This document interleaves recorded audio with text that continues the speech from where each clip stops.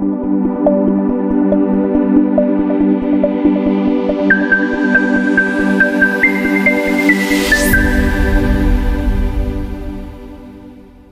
saludo con muchísimo gusto en este podcast con Mauricio Cuevas Galloso y bueno, pues les agradezco muchísimo porque ha sido una temporada de verdad de muchos seguidores, lo cual me agrada mucho el que tengan el tiempo para podernos ver. Le vamos a servir aquí a mi amiga Rosalba un tecito muy rico acá en la estancia de los Tecajetes, a quien agradecemos también su hospitalidad. Y bueno, pues hemos estado compartiendo diferentes ideas, historias, pues de muchas personalidades del mundo político, social, empresarial. Y hoy me da muchísimo gusto recibir a la doctora Rosalba Hernández, quien es magistrada, pero además no solamente es que sea magistrada, es una mujer de lucha, es una mujer que ha venido pues creciendo cada día más y más, originaria de Chicontepec, comprometida completamente con los derechos indígenas, pero con las mujeres, con los temas de equidad, en fin. Rosalba, muchas gracias por estar conmigo en este día. Y bueno, quiero empezar conociendo un poco, sí, a la magistrada, pero a Rose, porque además todo el mundo, tus alumnos y toda la gente del Poder Judicial, del ámbito jurídico, así te dice, porque te tienen cariño. Pero cuéntame, Rosalba, tu historia. Naces en Chicontepec, pero has tenido un trayecto interesante hasta escalar grandes proyectos, situaciones que te han llevado a estar en donde hoy estás, Rosalba. Tlaxcamati Miak, Mauricio, Piali. Bueno, gracias primero, ¿no? Y buenos días en mi lengua materna, que es el náhuatl. Pues sí, nací en una localidad que ya está extinta, que, bueno, por cuestiones de invasiones de tierras, las personas que vivíamos ahí tuvimos que irnos desplazados. Entonces, nací en el municipio, pero no en la cabecera municipal, sino en una comunidad que se llamaba El Zapote, y que en 1984, por el tema del desplazamiento, pues nos tuvimos que ir al pueblo. Y bueno, híjoles, es un poco largo de contar la historia, porque cuando nosotros nos tuvimos que ir, terminamos, pues ya teníamos escasos recursos, pero empobrecidos más con el tema del desplazamiento, ¿no? Nosotros somos migrantes, desplazados, indígenas. Y la verdad, los primeros días que llegamos al pueblo, pues nos corrían de frente del patio, pues porque dormíamos ahí 2-3 días, y luego mi mamá pues consiguió un pequeño cuarto de 4x4 donde vivíamos 9 personas. Es decir, de familia eran tu padre, tu madre y ¿cuántos hermanos? Somos 10 en total, pero para entonces éramos 9 porque todavía no nacía mi última hermana, y además mi papá había sido secuestrado.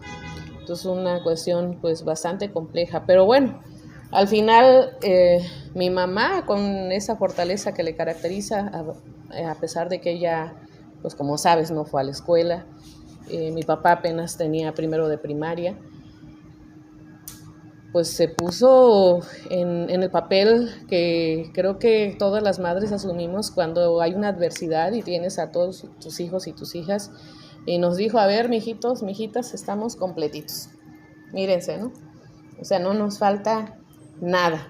Así que, como no tenemos ni tierra, ni casa, ni ropa, ni nada, lo único que nos queda es trabajar. Entonces, si quieren estudiar, además tienen que trabajar. Y así lo hicimos. Tenía 4 años cuando llegamos y mi mamá nos fue a inscribir a mí al kinder, y yo soy prófuga del kinder. Y a mis demás hermanos los inscribió a la primaria. Mis hermanos más grandes ya estudiaban la secundaria y la prepa, pero ellos ya, pues digamos que tenían un poquito más de independencia, ¿no?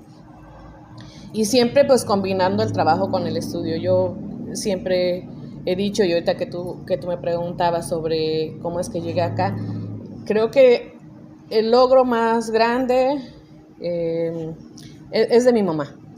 O sea, de sacar a 8 hijos e hijas que ahora son profesionistas, y yo la recuerdo a ella pues siempre firme, lavando ropa ajena, sus manos se le partían, se le caía la carne. Híjole, una historia donde pues ella nos levantaba a las 3 de la mañana para ir a trabajar al pueblo, para ir a arar la tierra, para ir a sembrar, para ir a cosechar, porque además en lugares donde hace mucha calor, nosotros llegamos en abril a Chicontepec, al pueblo, a la cabecera municipal, pues es muy complicado trabajar después de las 8 de la mañana, claro, el por sol el a calor. 40, 42 grados, ahorita más, 48 grados claro. la sensación térmica, ¿no? Terrible. Entonces íbamos de las 3 de la mañana depende qué día fuera, ¿no? En la semana teníamos que regresarnos antes porque teníamos que ir a la escuela. E iban los 8 o 9 hermanos. Algunos ya te digo que iban más adelantados, más grandes, mi hermana Catalina, mi hermano José, mi hermano Adrián, algunos de ellos realizaban algunas otras actividades, pero cuando podían sí íbamos todos y todas. Oye, no quiero dejar pasar, ahorita retomamos esto, me dices a tu padre lo secuestran, ¿cuándo y por qué?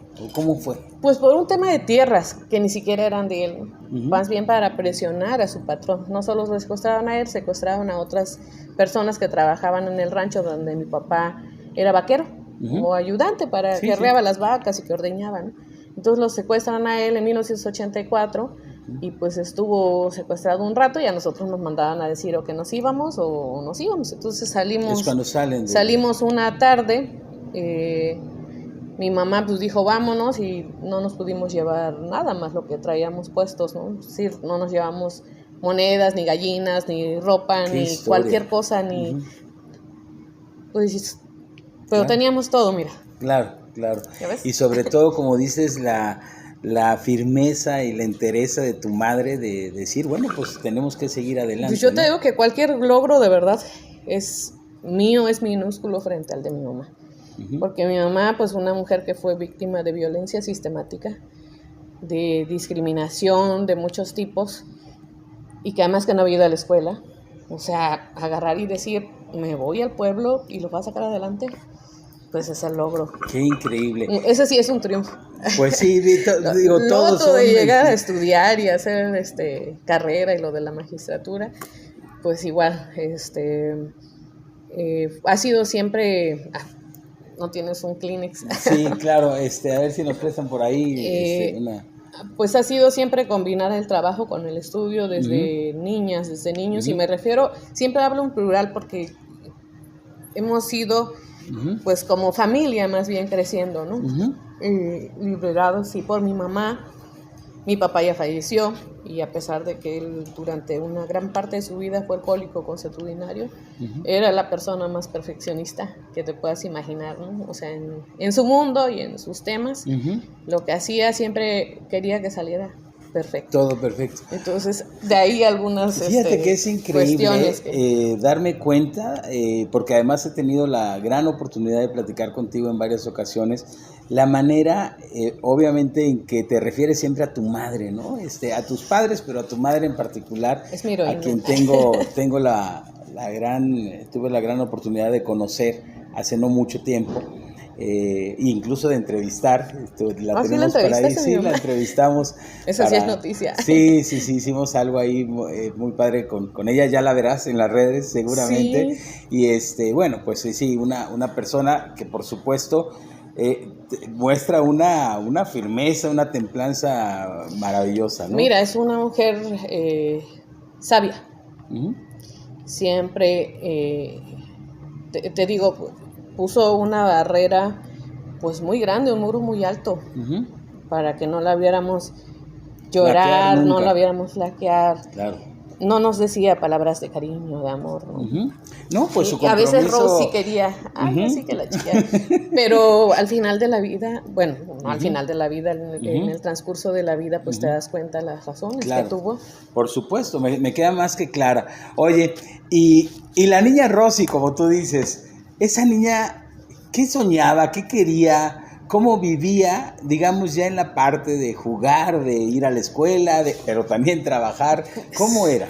Pues siempre hemos tratado de divertirnos en todo, ¿no? Es decir, a veces hasta cuando íbamos a trabajar a la milpa y íbamos cantando, diciendo trabalenguas, que la gente luego no nos entendía. Es que uno de mis hermanos tenía problemas de dicción, entonces alguien nos dijo, digan trabalenguas. Y la gente de la comunidad donde llegamos a ser avecindados, yo creo que nos veía así como obviamente raros, que ¿no? todo en náhuatl. En náhuatl y en español, En español. porque nosotros nacimos bilingües, entonces eso es Sí. una de las ventajas. Eso te lo iba a preguntar, esto de nacer bilingües, es decir, había quienes les hablaban en náhuatl y había quienes... De hecho, mi papá y mi mamá nos hablaban a todos y ¿En a náhuatl? todas, no, en español. Ah, en español. Y entre ellos hablaban en náhuatl. Mi Ya. mamá hablaba menos náhuatl que mi papá, porque mi papá incluso fue monolingüe. Okay. Y mi mamá le fue enseñando un poco el español. Pero a nosotros nos hablaban en español y aprendimos el náhuatl a la escucha, por supuesto, pero no porque nos hablan. Por un tema de proceso de discriminación, que si quieres otro día lo platicamos. Claro. Pero me preguntabas de la niña Ros. Mira, yo me acuerdo de uno de mis primeros trabajos que tuve fue lavando trastes en una fonda, ¿no? Donde luego conocí, o en ese momento no lo dimensionaba, a un ministerio público, a una agenta del ministerio público. Y a un expresidente municipal y a maestros y maestras. ¿En el 80 y qué o 90 y qué? En el 85 yo lavaba trastes en la callecita, se llama Calle Juárez, que es una de las poquitas calles que tiene mi pueblo de Chicontepec, y me decían la niña del banquito. Porque me subía al banquito para poder lavar trastes y yo jugaba con la espuma, también aprovechaba para jugar, ¿no? Y pues como ese trabajo, en una ocasión trabajé de hija, pero luego te lo cuento. No sé, mi mamá hacía de todo, o sea, lavaba ajeno, hacía tamales, vendíamos chicles en los bailes, atole, palomitas, lonches, bocoles. Dice mi mamá, yo no sé cómo le hacía, que a veces hacía 150 buñuelos y ahora no me sale uno, ¿no? La necesidad del hambre, claro. Torrejas. Y teníamos nuestra estrategia porque dejábamos hecho pedido y entonces le decíamos, mañana vamos a traer esto, esto y esto, y luego le decíamos a mi mamá, oye, dejamos comprometido que vamos a llevar tamales, torres, sí.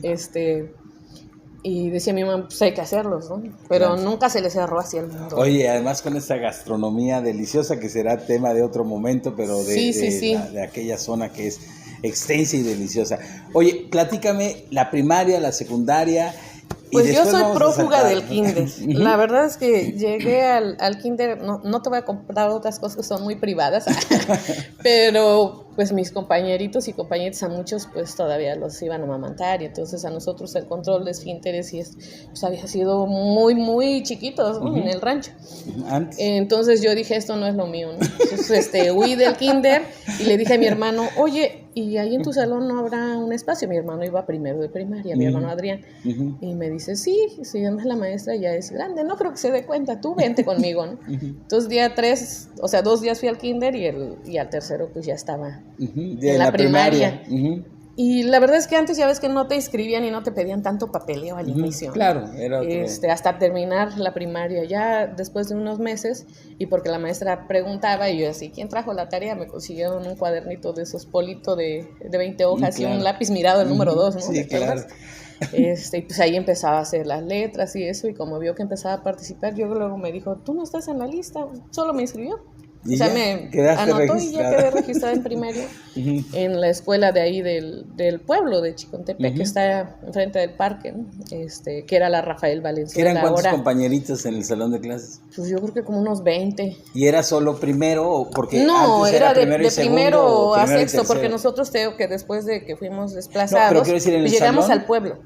Y en el pueblo sí había de primero a sexto. Ok, había salones. Hay escuelas que son multigrado en muchas comunidades, pero digo, nosotros tuvimos que irnos al pueblo por el tema de la subsistencia, la sobrevivencia. Y de ahí una de mis hermanas hizo algún truco de magia que se echó la resbaladilla encima y que nos tuvimos que cambiar de escuela. Nos pasamos a la escuela federal y ahí terminé la primaria de segundo a sexto de primaria. Pues una de las cosas que sí agradezco al universo, a la Tierra, al planeta, es que pues como que sí nos echaron un poquito de alguna cosa más, porque a pesar de la adversidad, pues siempre fuimos los primeros en la escuela, ¿no? Me refiero a toda la familia. Sí, lo sé. Y pues íbamos igual a los concursos de oratoria, a los de poesía, y nos daban el diploma. Y a veces yo decía, mi mamá nunca nos dice nada, o sea, yo tuve un premio y mi mamá no nos decía. Y pues alguna vez que le dijimos, oye, más que saqué 10 y saqué... Y me dice, pues eso vas a la escuela, ¿no? Qué fuerte. Y pues sí. Uh-huh.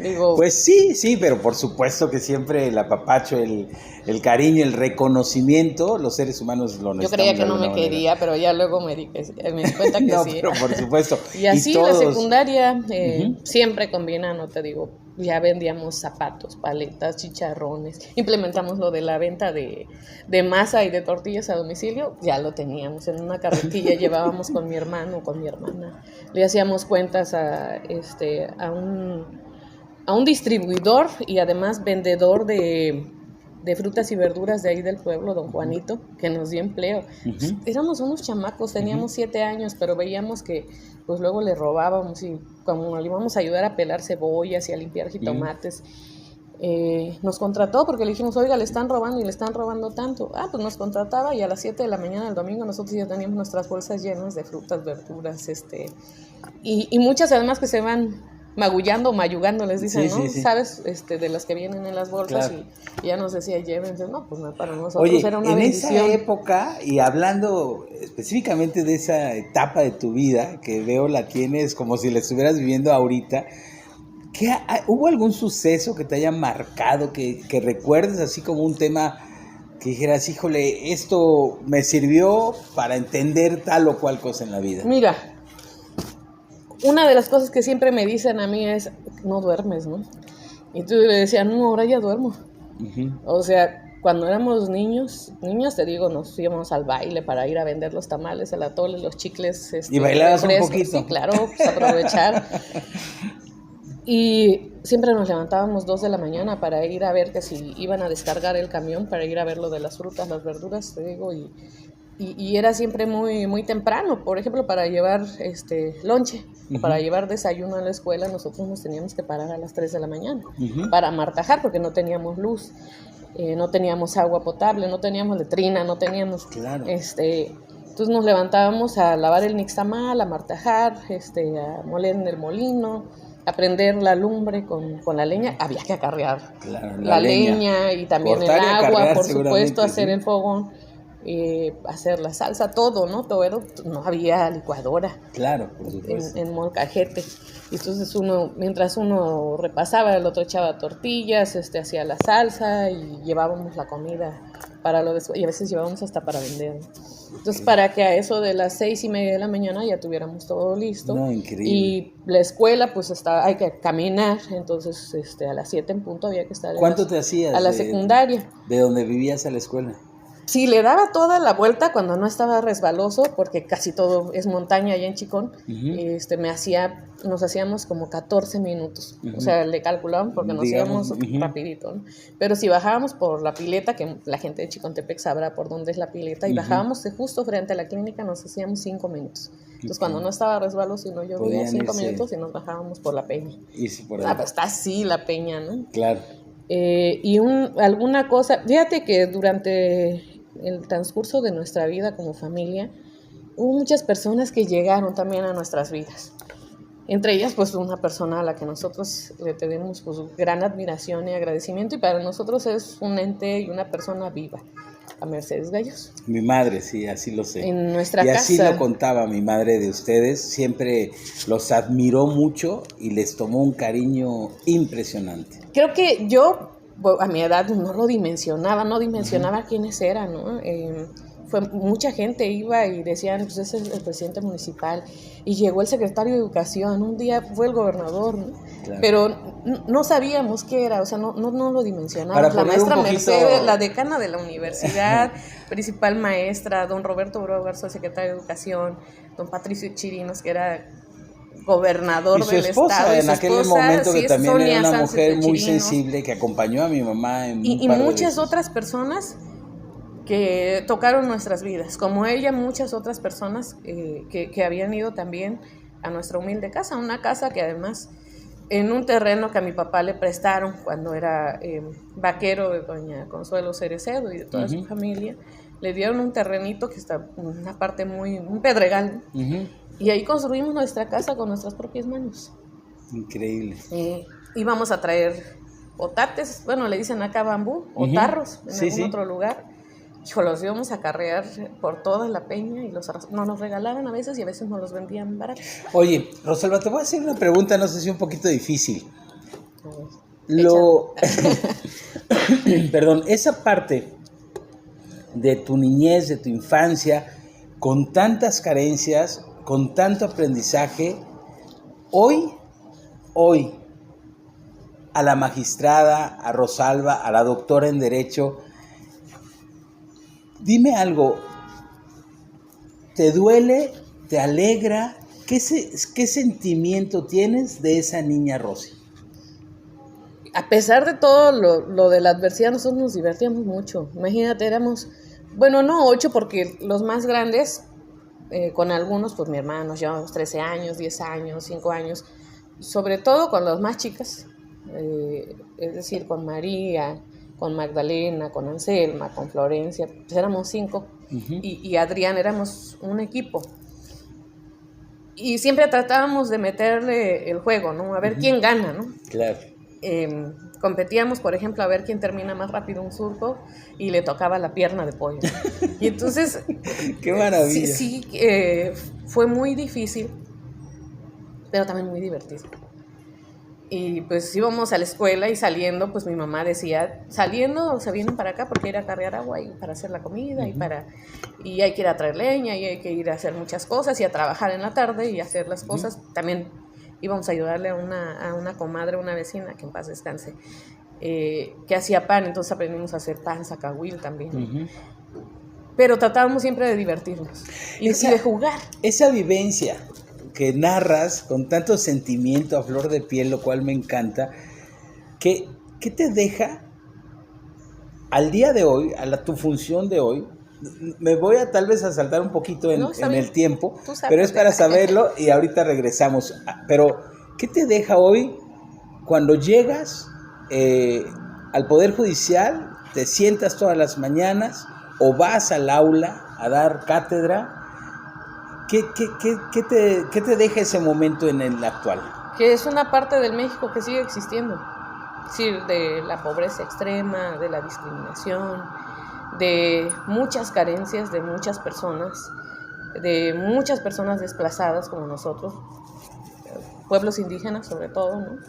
De personas que además, cuando uno analiza un asunto, siempre es importante analizar el contexto. Claro. O sea, el tema de la genealogía de los asuntos para tratar de ver un poquito más allá y no solo lo que está puesto en el papel. Porque en el papel regularmente lo que hacen es que los abogados y las abogadas redactan. Claro.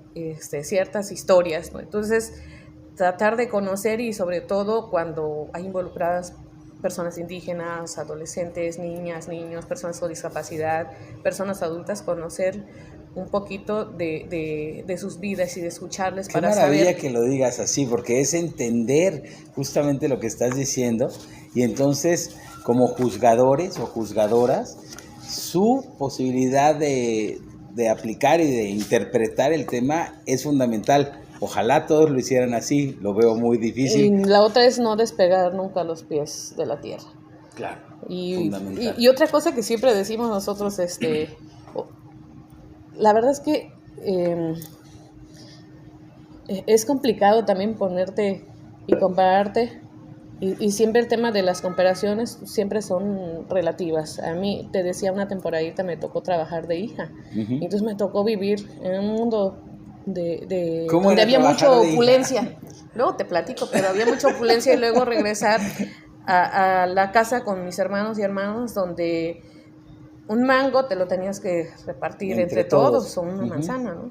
Claro. Y donde además o tenías que competir para poder comer. Claro. Entonces es una cuestión complicada que te hace pues no despegar los pies de la tierra. Sí, bueno, sin lugar a duda, la verdad es que no es fácil, se necesita madurez y se necesitan muchas otras temas de vida para Yo creo poder... que guía también. Y por eso te digo que en muchas etapas de nuestra vida nos encontramos personas que de verdad nos dieron la mano y nos guiaron, de las que pues nosotros no convivimos mucho con nuestra familia biológica de ninguna parte. Uh-huh. Casi siempre crecimos papá, mamá y los 8 hermanos y hermanas. Uh-huh. Entonces éramos nuestra red de apoyo y seguimos siendo nuestra red de apoyo. Qué maravilla. Oye, pasemos a la parte de tu inicio de vida profesional. Sé que se empiezan a venir, que entiendo, primero tus hermanos, tus hermanas a Jalapa. Sé también, porque por ahí lo he escuchado, que tú tenías como varias ideas. Tu primera opción no era estudiar Derecho, ¿no? Tenías como ideas de otro tema. Te digo que es bastante largo, pero te platico más o menos. Cuando entré a la secundaria, fui a pelear por quedar en electrónica, ¿no? Y entonces a mí me gustaba mucho el tema de la electrónica y quería estructuras metálicas y carpintería para hacer algo que pudiera incluso vender, ¿no? Y luego vi el tema de la mecánica y dije, a lo mejor podría ser ahí, ¿no? Me puse a estudiar cositas y leí una enciclopedia de 30 tomos de Proteo Fuerza 10, no sé si tú la conoces, no. Y que del otro lado era una enciclopedia médica, y también dije, pues tal vez medicina, ¿no? Y luego en la prepa, entre otras cosas, porque tú dices el tema de la vida profesional, en la prepa estudié un año allá, luego vine un año acá, pero dije, ¿sabes qué? Pues como que, la verdad, tuve los mejores maestros de la vida que he tenido en la primaria, en la secundaria y en una prepa, que me dieron clases los mismos maestros de primaria y de secundaria en la prepa, ¿no? Y me regresé allá, pero entre otras cosas hice taquimecanografía. Y eso la verdad que me abrió las puertas a muchos lugares. Cuando yo vine a Jalapa, pues lo primero que vine a hacer es buscar también dónde vivir, qué hacer y trabajo, ¿no?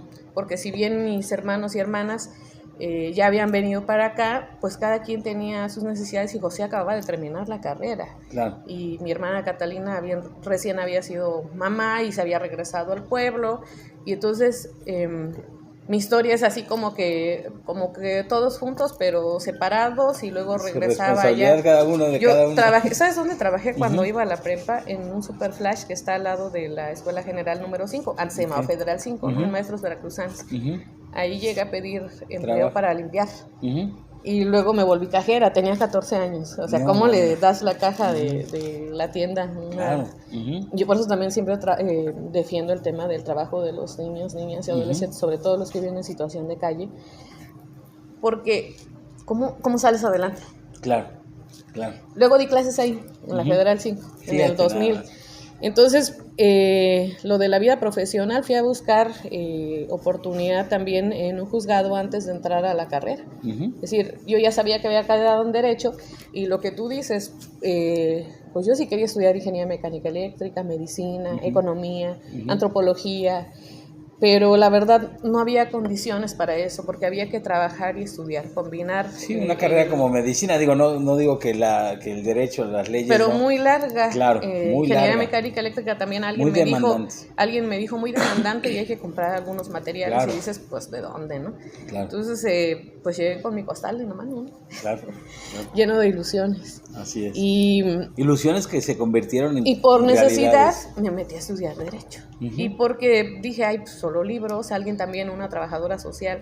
Te digo, siempre ha habido causalidad, dicen, ¿no? Claro. Dios, las energías del yo universo, creo que todos ustedes tienen una estrella maravillosa, o un ángel, digo, yo soy un hombre creyente, que de verdad ha sido... Sí, yo también, por si acaso, siempre todas las mañanas, ¿no? Claro. Y pues otras figuras que habíamos visto, ¿no? Que te digo, como tu mamá. Claro. Yo siempre le voy a estar eternamente agradecida. No fue mi maestra en la escuela, pero era nuestra amiga. Y fue mi mentora, por supuesto, ¿no? Claro. No me dio clases ahí en un salón de clases, pero sí de la vida. Y entonces fui a buscar oportunidad y en el juzgado cuarto de primera instancia, que estaban en Imecafé, pues ahí me dieron chance en una esquinita, en un escritorio. Pero luego, como vieron que escribía rápido en la máquina, don Pepe Lara, que en paz descanse, me dijo, no, vente y vas a estar aquí conmigo, don Paulino, ¿sabes que entre otras cosas mi mamá, a José Luis, mi hermano, y a mí, a los dos, desde la primaria, nos mandaba a la academia a estudiar taquimecanografía y taquimecanografía y mecanografía? Sí. Y yo iba siempre enojado, ¿no? Y me decía mi mamá, algún día te va a servir. Para el podcast. Y no, bueno, en fin, pero... Siempre... A mí por eso te digo, la mecanografía particularmente me abrió las puertas del juzgado y del mundo de la abogacía. Claro. Porque empecé a hacer acuerdos, a conocer, yo ya sabía hacer oficios, sabía hacer cartas. Y la verdad es que me tomaron mucho en cuenta. El juez Luis Daniel Ruiz Guerrero era entonces secretario de acuerdos, Gustavo González Lascano, yo los veía. Y luego me dieron una primera oportunidad para hacer, primero era meritoria, y luego para ser escribiente. Luego me fui a la procuraduría. También traes una verdadera carrera judicial. Pues yo sí empecé en el escalón. Así es, de hasta abajo. En el de -1, ¿no? Sí, claro, me queda clarísimo. Y luego caminaba también de 20 de noviembre al Imecafé todos los días. O sea, claro.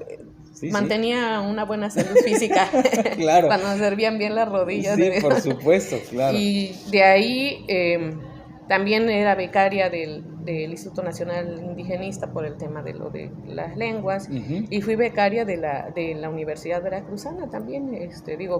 Afortunadamente también el Estado ha sido y ha formado una parte esencial de mi formación, ¿no? Becaria en 1994 también me dieron un reconocimiento por ser integrante del programa de estímulos destacados, pues desde que entré a primero de primaria. ¿En qué momento llegas a la Universidad de Carlos III de Madrid? Es decir, ¿qué estuviste haciendo? Bueno, después de terminar la licenciatura, y te digo, no estudié o no empecé a estudiar la licenciatura en Derecho por convicción, tampoco por vocación, y tampoco porque alguien me haya obligado, sino por necesidad. Pero en el camino, te digo, que fui combinando esta formación del juzgado, de la procuraduría, encontré mi gran pasión, que es el derecho y los derechos humanos en general, claro. Y particularmente pues, los derechos indígenas, de género, discapacidad, de personas en situación o condición de especial vulnerabilidad. ¿Sabes qué te diría yo ahorita que te escucho y escucho tu historia de vida, que es maravillosa? Que te tocó, por lo que tú quieras, estudiar derecho por tu misma historia. O sea, tú seguramente ves el derecho, por supuesto, desde la parte de lo que dictan las doctrinas y las leyes y demás, pero creo que eres una gran mujer que ves el derecho desde tu corazón también, desde tu alma, por todo lo que viviste. O sea, hablas de derechos indígenas, porque como indígena padeciste, sufriste, pero también como niña, como mujer, es decir, hay tantos temas. Y eso no es común, es decir, de verdad, Rosalba, he platicado con muchísimas personas, muchísimas, no sabes cuántas. No es común, pero luego cuando lo ves ya en las leyes dices, híjole, ¿por qué tiene tantas limitantes, no? Claro. O hay muchas ventajas y las personas no lo saben. Entonces ahí es donde encontré como mi gran pasión. Y tú me preguntabas de cómo llegué. Mira, desde 1994, cuando ocurre el levantamiento armado en Chiapas, también mis hermanos ya andaban también en el tema de los derechos de los pueblos indígenas, y luego conocerlo del tema de los acuerdos de San Andrés Larraizer. Yo todavía estaba en la prepa cuando los empecé a conocer, pero empecé a participar también del movimiento. Y de los temas de género desde muy chiquita, siempre peleando por qué a las niñas no. ¿Por qué no me iban a dejar entrar a estudiar carpintería o estructuras metálicas o electrónica, ¿no? ¿Por qué no me dejaban hacer tal cosa o que nos dijeran, tú no estudies porque tú te vas a casar y a ti te van a mantener? Y siempre lo digo de broma. Todavía no he encontrado quien me mantenga, ¿no? Si hay alguien que quiera. Alcen la mano, caballeros. Y luego el tema porque me preguntas cómo llegué a la Universidad Carlos III. Yo hice una maestría en desarrollo regional, hice otra en derecho, pero esa no me he titulado. Entonces la de el Colegio de Veracruz, sí, y encontré otro personaje al que también yo admiro, don Francisco Berlín Valenzuela, y muchos otros maestros y maestras, Petra Armenta. Saludo al buen Paco. Alejandro, muchísimos maestros y maestras que te digo que han tocado mi vida, y compañeros y compañeras que se han vuelto amigos y amigas y hermanos de vida, ¿no? Y ahí otra vez el tema en el 2000, el tema de la lucha por la cuestión de las reformas constitucionales en materia indígena, que pusieron además el tema de la dignidad humana en el artículo primero constitucional. Esa no se puso en el 2011, se puso en el 2001. Y siempre en la maestría también hice mi tesis de maestría sobre las implicaciones de un proyecto, que es el Paleocanal de Chicontepec, que ahora ya le cambiaron de nombre, en las comunidades y en los pueblos indígenas, entre otros, en el ejercicio de sus derechos, por el tema de la expropiación y el tema de vida adecuada, derecho al medio ambiente saludable, es decir, sí en desarrollo regional, pero enfocado al tema jurídico. Y luego de ahí hice el doctorado y a la par pues siempre he trabajado, porque nunca he dejado de trabajar, claro, mientras, me queda claro mientras desde que estudiaba. Tuviste uso de razón, estás trabajando. Yo no sé si todavía tenía mucho, pero sí, yo le agradezco al maestro Emeterio que me dio permiso de ir a la maestría, porque era una maestría de tiempo completo. Emeterio, y sabes que López Márquez fue mi jefe 4 años. Me volvió su secretaria particular, yo tenía 20 años. ¿Siendo procurador o qué era el...? Cuando lo nombraron magistrado de la sala electoral, yo era su secretaria particular, porque me vio escribir a máquina. Y luego me dijo, ¿no quieres ser mi secretaria? Y yo le dije, ¿cuánto pagan? Porque yo necesitaba ver de mi subsistencia, para comer, o sea, para vivir. Pagar el cuarto, y de ahí ya se había venido también mi otra hermana. ¿En dónde viviste aquí en Jalapa? Viví en Zempoala, en una azotea. Luego viví en Niños Héroes, ahí también amigas y amigos de vida, te digo, vivíamos ahí muchas personas. Viví en 20 de noviembre, en la calle Leles, ahí viví. En muchos lugares, nunca pude estar en una pensión. Porque aparte de que si no pagabas a tiempo te corrían, pues tenías que llegar en determinado horario. Pues yo me levantaba muy temprano. Claro. Y siempre llegaba muy tarde y luego me iba de fiesta. Oye, ¿y te divertías? Eso sí, te iba a preguntar, claro, ¿qué hacías? ¿En dónde andabas ahí rolando? Pues de todos los bailes, fiestas, y mira que yo tengo una diversidad de amigos y amigas. Muchos que además pues vivían en las ánimas y que vivían en el Tejada. Claro, estaban en otro estatus de vida. Y otros que venían de pueblos y comunidades. Y tú siempre me preguntan, oye, ¿cómo es que conoces a tal persona? Soy compañera de la escuela, ¿no? Claro. ¿Y cómo conoces? También fuimos compañeros de la escuela. De una diversidad tan enorme de amigos y de amigas que iba sumando. Qué maravilla de vida, de verdad. Eres una mujer a la que hay que escuchar y aprenderle. Te lo digo con mucha honestidad. Te decía hace rato, he platicado con tantas personas en esta o que ahora hago, pero de siempre, y tu vida tiene características muy especiales, lo cual me hace sentirme alegre de conocerte y de tratarte, Rosalba. Pero así ya te digo cómo llegué a la Universidad Carlos III. De una vez, sí. Del tema del movimiento indígena y de los temas de género. Sale la convocatoria del título de expertos y FILAC promueve la convocatoria y también el Instituto Nacional de Pueblos Indígenas. Entonces me postulo. Como me postulé en el 2004 para la beca de la Unión Europea, que también obtuve, y en algunos otros me han postulado. Mi hermana me postuló a un tema de un premio nacional de redacción. Yo no habría mandado esa carta porque es un tema donde hablaba de mi niñez y entonces para mí era todavía muy doloroso. No había superado algunas cosas y ella lo mandó y gané un premio nacional de redacción con Rey Yucay de México, de Carta a mis padres, que luego me llevó a Japón. Y luego postulé también para la Agencia Española de Cooperación Internacional para el Desarrollo, donde fui a Guatemala, República Dominicana, junto con la Defensoría Pública. Qué maravilla. Y en el 2018 postulé para el título de expertos, el 2019, Pueblos Indígenas, Derechos Humanos, Cooperación Internacional, y me dieron la beca. Estando en Japón, estando en todos los países que has podido estar, en Madrid, en fin, en las ciudades, estando en algún lugar, ya no trabajando, sino viendo los espacios, ¿recordabas Chicontepec? No, pues claro, de Chicón para el mundo. Siempre he llevado pues algo, ¿no? Tenemos un amigo que siempre nos dice, híjole, bueno, varios y varias, que siempre nos dice, para ustedes no hay nada más extraordinario que Chicón. Que Chicón, claro. Y le digo, pues es que no has probado las enchiladas, el zacahuil, los bocoles. Yo sí, en tu casa. El enchonacatado, luego sí, claro. Vaya, los molotes, el pan de Coahuitzil, donde nosotros somos avecindados. Si lo pruebas, te vas a enamorar. No te despegas de ahí. Entonces ya que lo probó, me decía, oye, sí. Tienes razón. Enchiladas de chico. Yo muchas cosas las probaba en casa de mi madre, que ustedes generosamente siempre le llevaban, pero además ella cuando nos iba invitaba, chico... además. Sí, claro. Generosa siempre. Su fiesta, siempre. su música, que hacía el Día de Muertos ahí con los... Bueno, los tamales de pollo entero, de claro. Cabeza de puerco. No, bueno, delicioso. Mira, tengo un hambre. No, ya casi terminamos, pero a ver, evidentemente que no puedo dejarle de preguntar a la magistrada el tema, ¿cómo ves? Y ahora sí que le damos completamente vuelta a la hoja, pero ¿cómo ves este proceso que estamos viviendo, los y las mexicanas, del proceso electoral judicial? Del proceso judicial. Pues mira, es un proceso histórico para empezar, ¿no? Donde ha habido muchas críticas y donde también me parece que se pueden aprovechar muchas ventajas.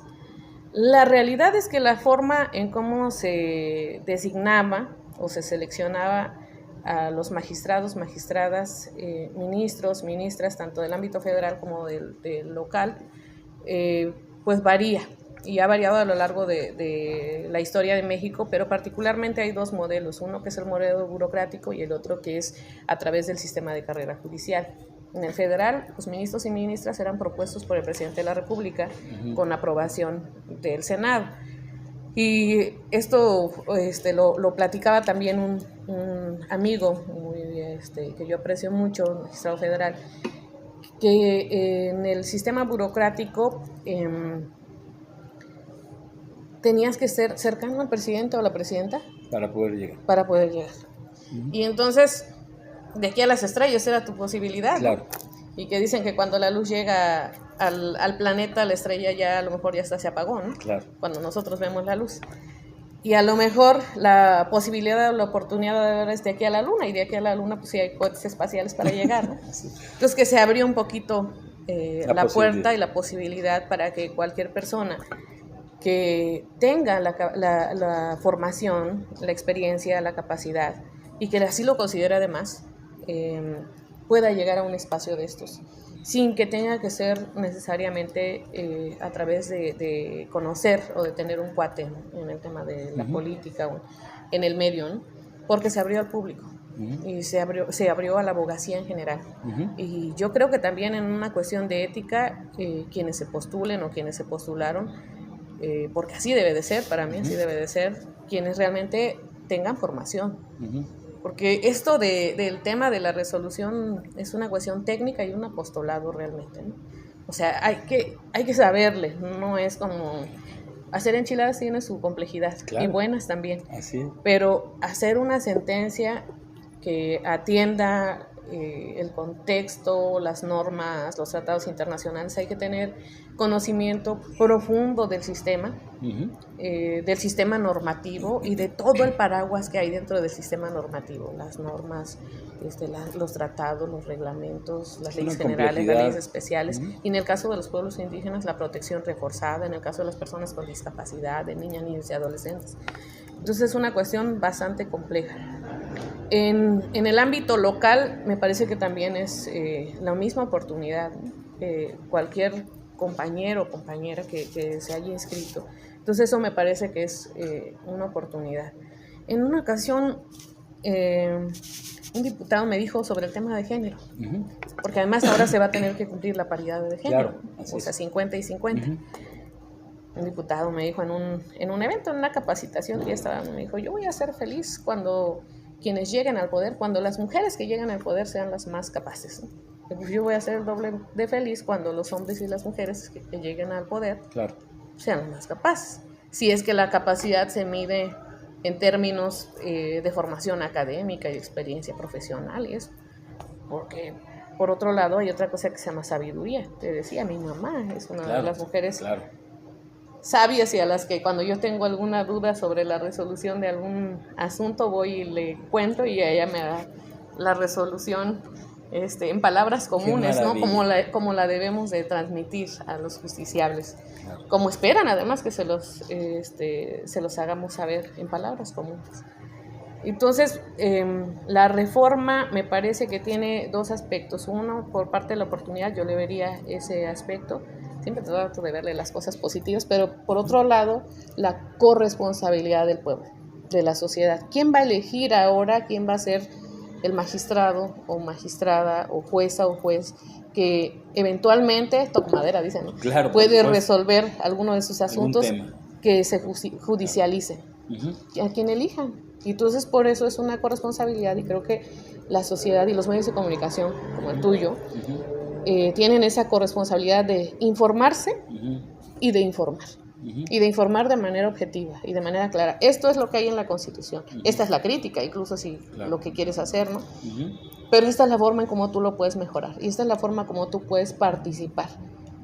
Y entonces vamos a tener a los jueces, a las juezas, a los magistrados y magistradas que nosotros vamos a decidir, por supuesto. ¿No? Me refiero a la sociedad porque yo también soy ciudadana. En mi muy particular punto de vista, como lo planteas, me gusta, suena muy bien, aunque en mi opinión personal no es así. Es un proceso histórico, claro, y es un primer ejercicio. Hay que ver cómo va a ir avanzando. Y yo también, que soy profesora universitaria, les digo a mis estudiantes, infórmense, porque un grueso de la población y población votante son estudiantes. Entonces les digo, y estudiantes de derecho. Entonces ustedes no tienen justificación para no saber cómo van a votar, por quién van a votar, cuál es el mecanismo. Una buena parte también de la población somos profesionistas.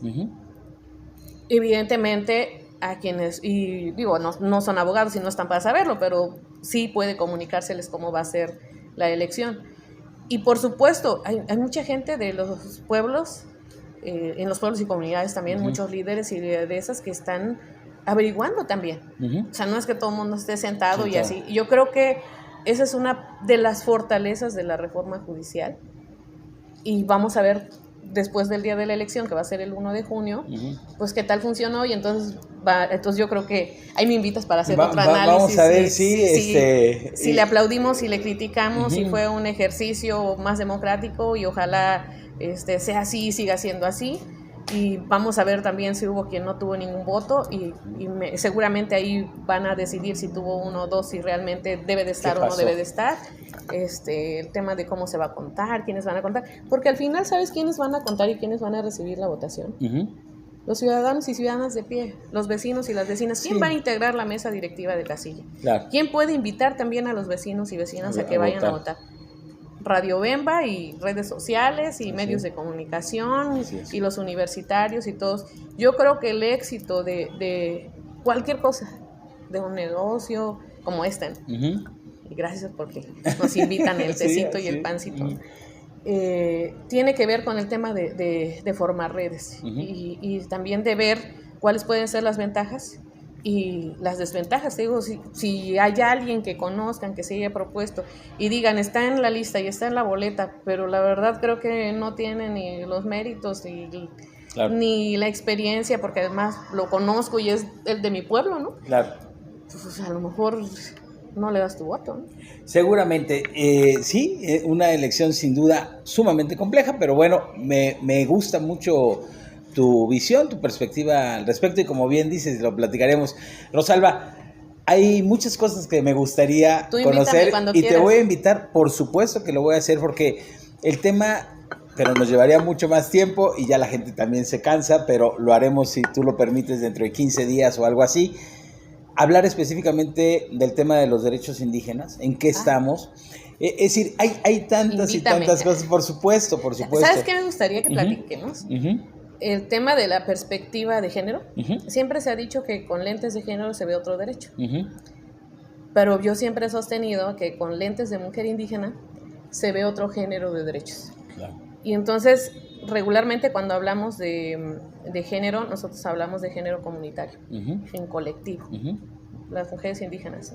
No solo porque seamos madres, sino porque, entre otras cosas, estamos pecho a tierra para agradecer las bondades de la gran madre, la madre tierra, a la que tendríamos que cuidar y proteger. Así es.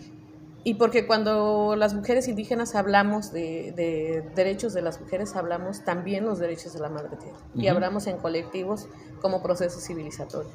Y que eso es algo que a lo mejor le falta un poquito al feminismo,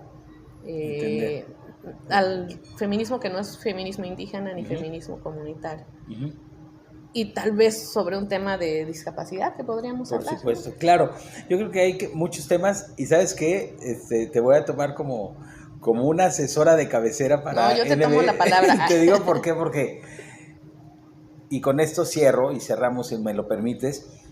Creo que escucharte es escucharte desde tu vida, tu historia, tu corazón y desde toda la formación académica que tienes. Es decir, creo que se conjuga muy bien, además docente, activa todo el tiempo en el Poder Judicial.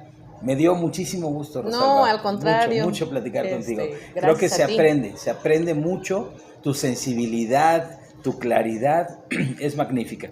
No, yo te agradezco y lo otro es, pues, no me disculpo, pero sí el tema de que cuando hablo de estos temas personales, de pronto se me sale que te mueven los tinteles del alma.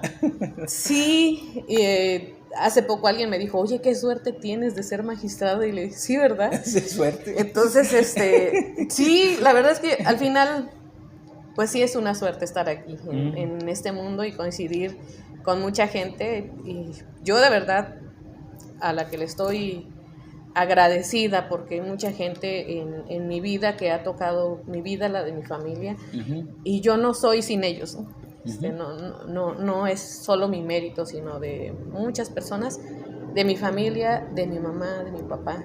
Entonces, agradecida siempre.